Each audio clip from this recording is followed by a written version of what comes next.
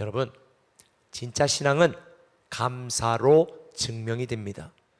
지금 코로나로 많은 사람들이 답답해하고 불안해하고 있습니다. 그러나 저는 이 코로나의 비극이 이런 외적인 것에 있다고 생각하지 않습니다. 이 코로나로 인하여 많은 사람들이 감사를 잃어버린 것이 진짜 비극입니다. 특별히 오늘 저와 여러분들이 함께 예배하는 이 맥주 감사 주일은 출애굽기 23장 16절에 맥주절을 지키라 이는 첫 열매를 거둠이니라. 그런데 무엇보다도 우리가 오늘 예배하는 이 맥주 감사 주일은 상반기와 하반기를 가르는 분기점에 있는 주일입니다. 그래서 중요합니다.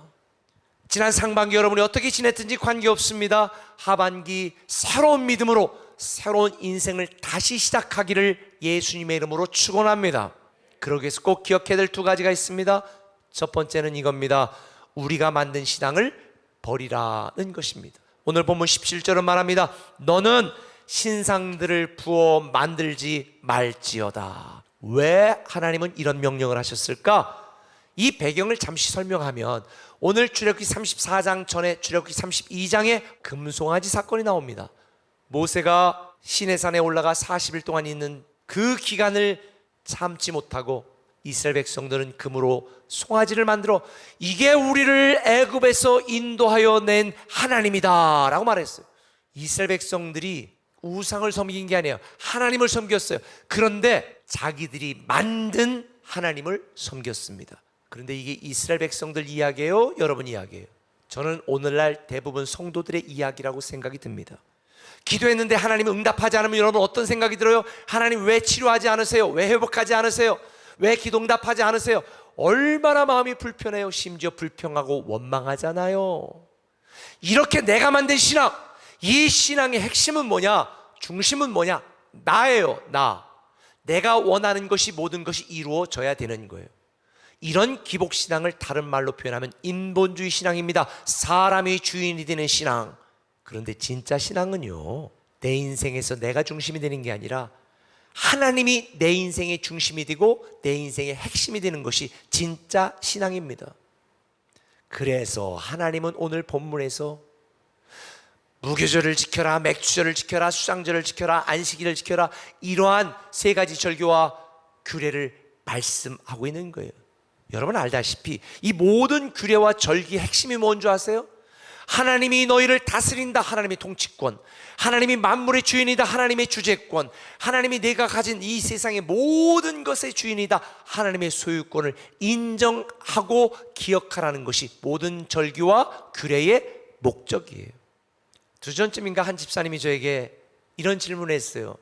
목사님이 RT하다가 제가 궁금한 게 있는데요, 아니 하나님이 성막을 지으라고 할 때에, 건축하라고 드리라고 할 때에 금은 보석을 드릴 사람 드려라, 이건 이해가 된대. 그런데 해달 가죽, 이건 바다에서 나는 건데 해달 가죽이 어디 있다고 광해 헤매는 이스라엘 백성들에게 내라고 했을까요? 그리고 노예 백성들에게 무슨 금은 보석이 있었을까요? 그래서 제가 하나님의 빅픽처를 설명해 줬습니다.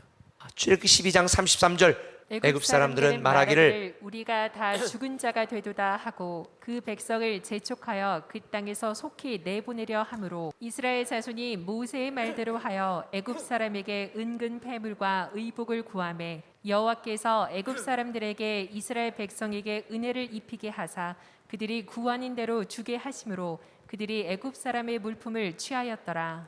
왜 하나님의 빅피처라고 하는 줄 아세요? 하나님은 이스라엘 백성들에게 다 챙겨가실 수 있도록 해놓으셨고, 나중에 성막을 지을 때 너희 중에 마음이 감동된 자는, 자원하는 자들만 성막을 향해 드려라 그랬습니다. 그런데 여러분, 맥주절은 뭐예요? 오늘 말씀한 내용이 뭐예요? 이렇게 반역하고 죽을 수밖에 없던 이 이스라엘 백성들에게 하나님이 다시 은혜를 베풀어서 내가 다시 시작하게 할 터이니 이걸 기억하고 절기를 지키고 신앙을 다시 회복하라, 이걸 알게 하는 것이 바로 맥주 감사 주일이다. 한 걸음 더 나가서 중요한 게 있어요. 주님이 명한 신앙을 가져야 돼요. 17절에 너는 신상들을 보고 만들지 말라 그랬어요. 그 다음에 18절에 너는 무교절을 지키되 내가 내게 명령한 대로, 내가 명한 신앙을 가지라는 거예요. 왜 우리는 하나님이 명한 신앙을 가져야 될까요? 결정적인 이유가 있습니다. 우리가 새로운 인생을 시작할 수 있는 새 능력을 우리에게 주시기 때문입니다. 자, 맥주절은 칠칠절이라고도 부르고 초실절이라고도 부른다고 했습니다. 77이 49, 그래서 50일째 되는 날의 맥주절. 그런데 50일째 지키는 절기라고 해서 신약에서는 뭐라고 불렀다고요? 오순절이라고 불렀잖아요. 그런데 여러분, 오순절에 어떤 놀라운 사건이 일어났을까요? 성령님이 이 땅에 오신 사건이 오순절날 일어난 거 아세요? 성령님이 이 땅에 오셨고 누구든지 예수를 믿는 자에게 성령이 임하여 영적 존재가 되어 우리는 영원히 사는 생명을 누리는 하나님의 자녀의 축복을 누리게 되는 것입니다. 그래서 우리는 하나님이 명한 신앙을 가져야 새 능력을 가지고 새로운 인생을 시작할 수 있는 거예요. 성령님이 믿음의 시작이고 부흥의 시작이고 형통의 시작이고 축복의 시작이고 변화의 시작이니 내 힘을 기르려고 하지 말고요, 성령 충만하기를 힘쓰세요. 우리는 성령 충만하기 위해서 예수 충만, 말씀 충만, 감사 충만한 자가 되어야 되고, 그래서 온전한 예배자가 되어야 되는 것이고 매일의 RT인이 되어야 되는 거예요. 바로 지금이 성령님의 능력으로 새로운 인생을 다시 시작할 때인 줄 믿으시길 바랍니다.